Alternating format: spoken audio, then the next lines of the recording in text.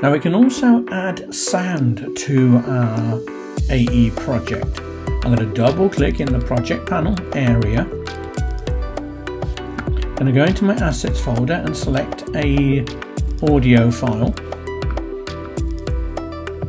I get a little preview of that audio file up here in terms of its waveform. I'm going to add this to my timeline. I'm going to drag it underneath my lowest asset. I can then play.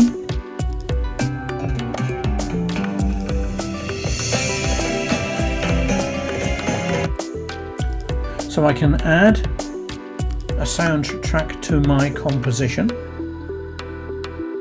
To render my project, I'm going to go and select File and Export. I'm going to use the built-in option, which is called Add to Render Queue. When I select Render Queue, you'll see it replaces the timeline and gives me the sort of default settings set out here in the bottom of this panel. To render my file, I'm simply going to select the Render button.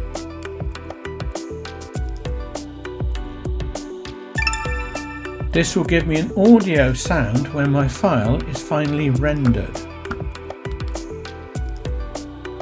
If I want more render options, I can then go and select Export, Add to Adobe Media Queue. This is the same option that you use when rendering your Premiere Pro files. When the Media Coder opens up, you will see that it gives you the actual options for exporting your file. For example, here we have the option to change to various different formats. I'm going to leave mine on H.264, a popular format for YouTube and social media.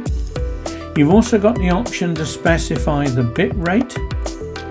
Now what I'm going to do here, I'm going to select my output folder. I'm going to go and select my output folder from within inside my After Effects training. It's going to save it as an MP4 file and I'm going to click Save. I then have to start the render queue. This will then go through the process of producing my movie.